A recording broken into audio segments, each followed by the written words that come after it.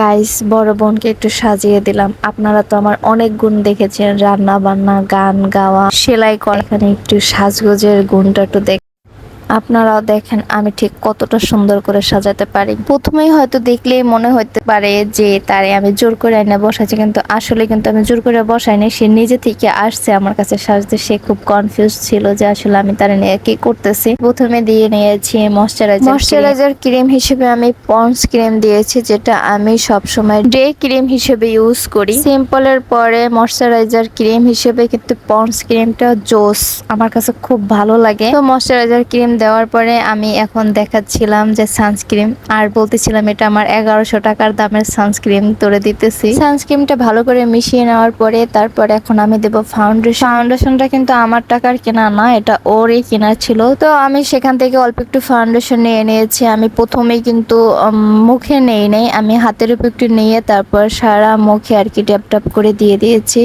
এখন আঙুল দিয়ে একটু একটু করে ব্লেন্ড করে দেব। তারপর ফাউন্ডেশন ব্লেন্ড করার জন্য অনেকেই বিউটি ব্লেন্ডার ইউজ করে, কিন্তু আমার কাছে তখন বিউটি ব্লেন্ডার ছিল না। আমি একটা ব্রাশ নিয়ে নিয়েছি, আর কেন যেন আমার এই ব্রাশ দিয়ে ব্লেন্ড করতে খুব ভালো লাগে। মেকআপের ক্ষেত্রে কিন্তু ফাউন্ডেশন ভালো করে ব্লেন্ড করাটা হচ্ছে সবচেয়ে বেশি গুরুত্বপূর্ণ একটা বিষয়। তো ভালো করে ব্লেন্ড করে নেওয়ার পরে আমি এখন একটু লুজ পাউডার দিয়ে নেব। মেকআপটা লং লাস্টিং করার জন্য আমার কাছে ফেস পাউডারের থেকে লুজ পাউডারটা আমার কাছে বেশি ভালো লাগে, কারণ লুজ পাউডারটা মেকআপটা ফাটতে দেয় না, আর সেট হয়ে যায় খুব ভালোভাবে। এখন আমি আই লুক করব। তো ও যেহেতু একটা রেড কালারের শাড়ি পরবে, তাই শ্যাডো বক্সে রেড কালারের কোনো কালার ছিল না, তাই আমি গোল্ডেন কালারটা দিয়ে দিয়েছি চোখের উপরে।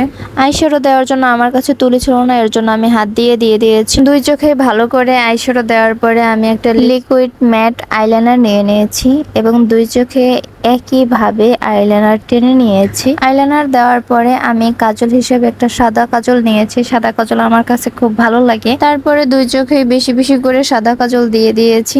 সাদা কাজল দেওয়ার পরে আমি এখন মাস্কারা দেব চোখের ল্যাশ বড় করার জন্য। চোখের উপরের পাপড়ি ও নিচের পাপড়ি দুটোতেই আমি ভালো করে মাস্কারা দিয়ে দিয়েছি।